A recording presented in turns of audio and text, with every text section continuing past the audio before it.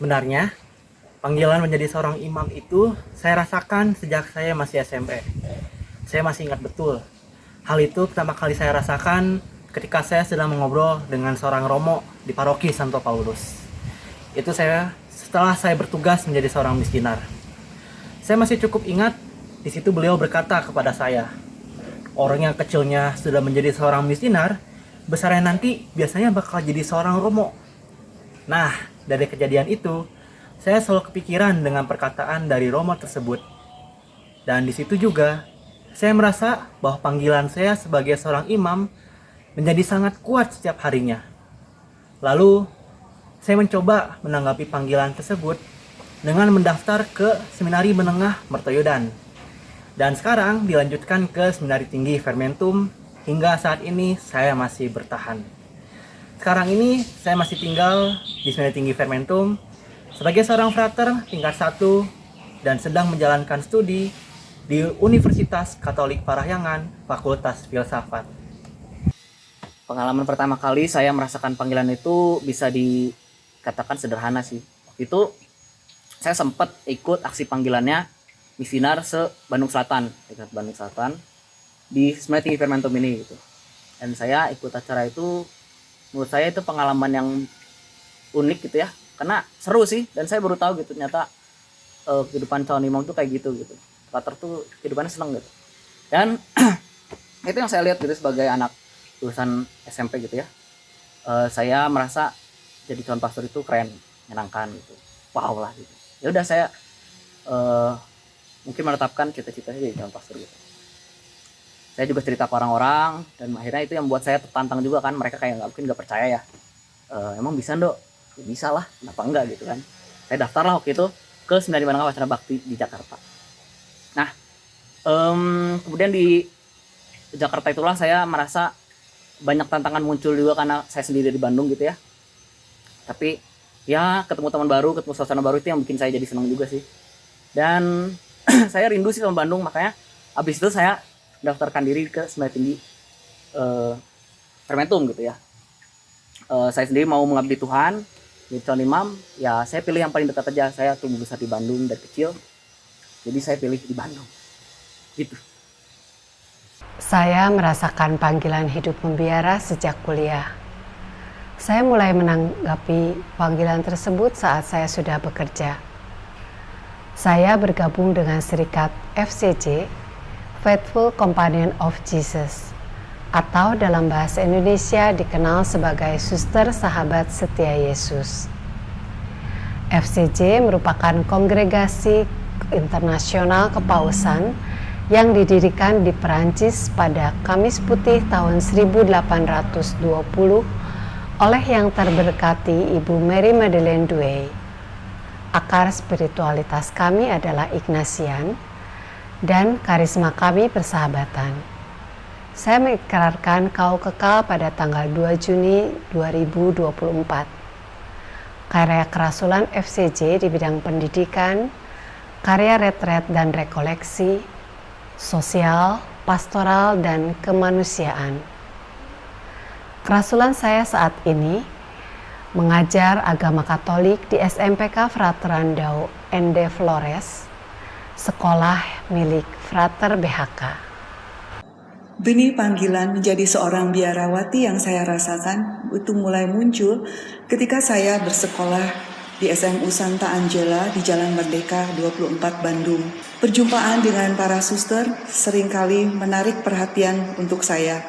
Kemudian juga seringkali kami mengadakan rekoleksi di Jalan Supratman nomor 1, yaitu di Biara Pusat Ursulin. Jadi setiap kelas biasanya setiap tahun ajaran baru akan rekoleksi bertempat di biara tersebut. Hal ini kemudian juga menanamkan kerinduan bagi saya untuk dengan suasana yang tenang dan juga damai yang saya rasakan saat berada di biara Ursulin di Jalan Supratman. Dengan berjalannya waktu, ternyata kesibukan saya di masa remaja ini cukup banyak, terutama saya banyak aktif di kegiatan di paroki. Dari sejak pertama saya dibaptis kelas 3 SMP, saya bergabung dengan Legio Maria Bunda Kedamaian Sejati, jadi bersama anak-anak remaja di Mudika di Santo Paulus ini. Kemudian juga kegiatan-kegiatan lainnya, saya juga bergabung dengan kelompok KUR di Paroki Santo Paulus dan juga aktif juga di lingkungan di mana saya tinggal. Saya bersyukur kedua orang tua saya meskipun mereka bukan Katolik, mereka mengizinkan anak-anaknya untuk aktif berkegiatan di gereja. Kemudian pada waktu saya kuliah di IKIP Bandung, pada tahun ketiga, ada seorang dosen yang beragama Kristen yang dia juga ternyata pengajar di laboratorium bahasa di Santa Angela, menawarkan kepada saya untuk membantu mengajar di SMP Santa Angela karena ada kekosongan guru bahasa Inggris. Dan saya menyambut dengan gembira tawaran ibu dosen tersebut. Kemudian saya beberapa tahun mengajar di SMP, ternyata di SMA Santa Angela kemudian menarik saya untuk juga membantu, yaitu waktu itu kepala sekolahnya adalah Suster Tresnawati Ursulin.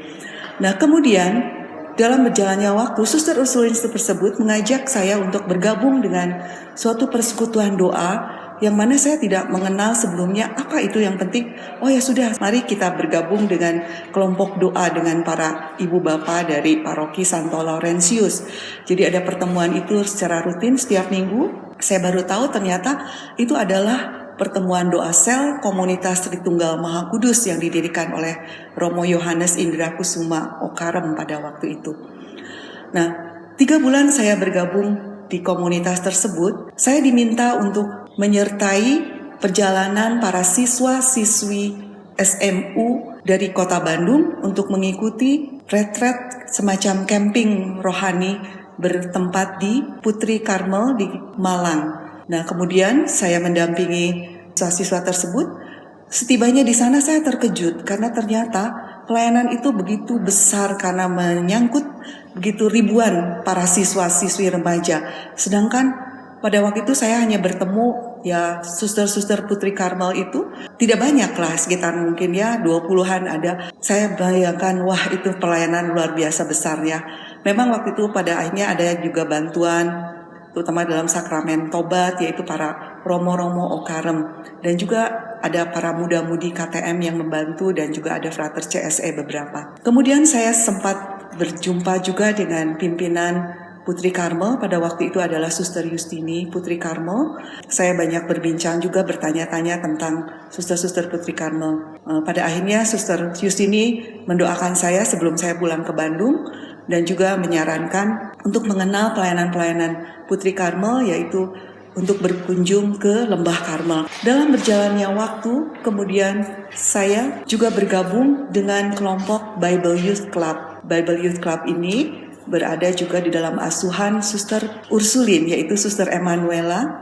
Kemudian juga ternyata Tuhan di situ mengumpulkan beberapa anak muda dan juga saya juga waktu itu ada anak-anak muda juga dari Santo Paulus dan juga ternyata di situ juga terdapat anak-anak muda yang memang terutama para putrinya ya, mereka itu rindu untuk dapat mengenal panggilan Tuhan dan mencari panggilan mereka itu di mana.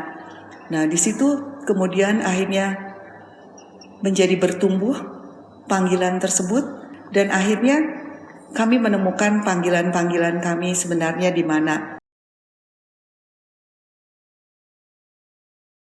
Bagi saya, menjalani panggilan Tuhan adalah suatu hal yang menggembirakan, namun tidak mudah juga untuk dijalani.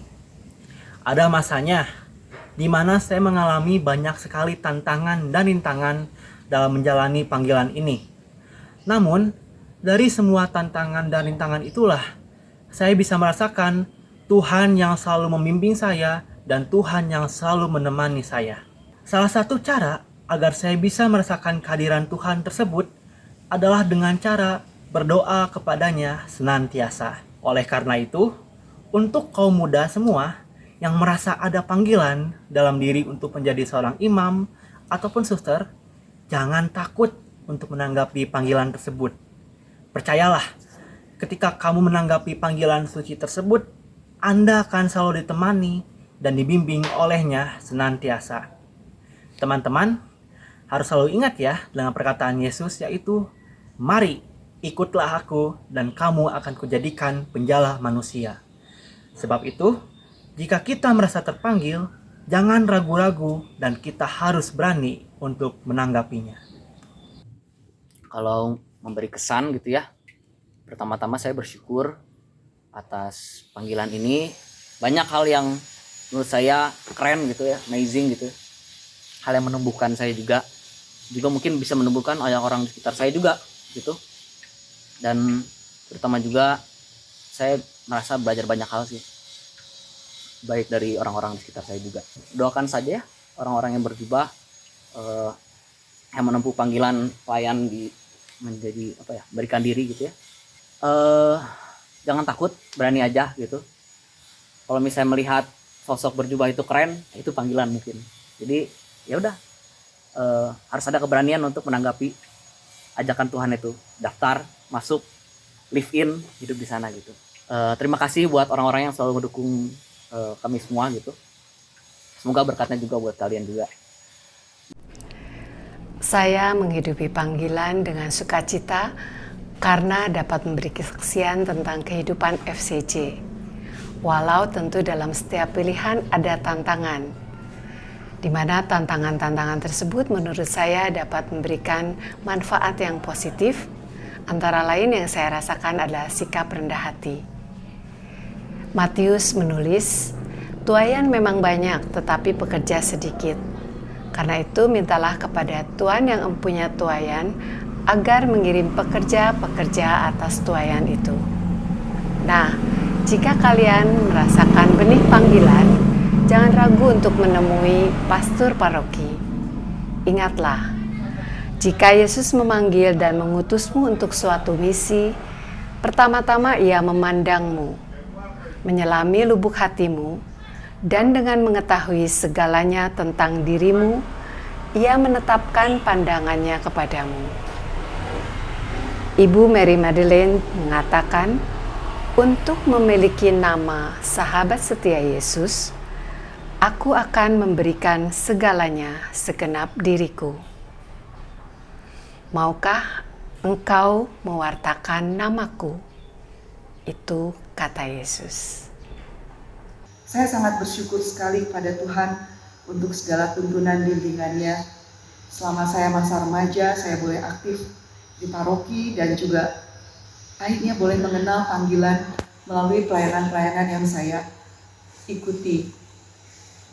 Terima kasih kepada paroki Santo Paulus, terutama para umat yang juga mendukung perjalanan panggilan saya, sehingga di lingkungan juga sempat mengantar pada saat saya memutuskan untuk mengikuti panggilan Tuhan dengan menjawab panggilan Tuhan sebagai seorang biarawati di Putri Karmel. Setelah melalui lika-liku bimbingan dan juga discernment selama 3 tahun kurang lebih, akhirnya saya mendaftarkan diri menjadi anggota Putri Karmel di Tumpang, Malang. Bagi teman-teman kaum muda, saya sangat menyarankan jika Anda sungguh-sungguh merasa terpanggil untuk berbagai kegiatan di gereja dan juga untuk mewartakan kasih Tuhan kepada sesama, gunakanlah juga waktu-waktu Anda sungguh-sungguh dengan bijaksana segala talenta dan juga segala apa yang sudah Tuhan berikan kepada Anda. Dan jika memang Anda terpanggil secara khusus menjadi seorang imam, biarawan ataupun biarawati, janganlah takut untuk menanggapi panggilan tersebut. Tuhan akan menuntun Anda saat Anda terus semakin mendekat pada Tuhan, meskipun misalkan Anda memiliki pacar pun ya, jangan takut untuk melepaskan dan merelakan. Tuhan akan mengatur segalanya menjadi baik. Semoga teman-teman sungguh-sungguh boleh berani melangkah untuk selalu menjawab panggilan Tuhan yang sungguh-sungguh akan memberikan kedamaian dan kebahagiaan yang sejati.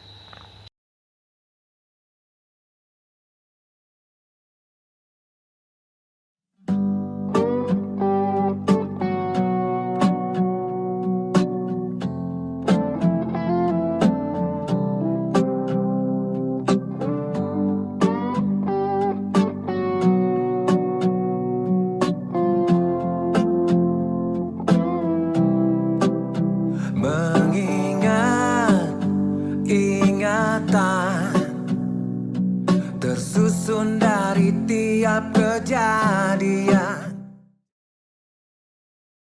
menikmati semua terasa luar biasa. Senyummu menjadi energi yang kutunggu. Semua harus terbukti, jalan melintasi zaman. Bertahan terus menembus waktu ke waktu. Tak pernah berubah, tetap seindah ingatan waktu itu. Senyummu, senyummu, ku masih sangat menikmatinya. Gak terbatas waktu.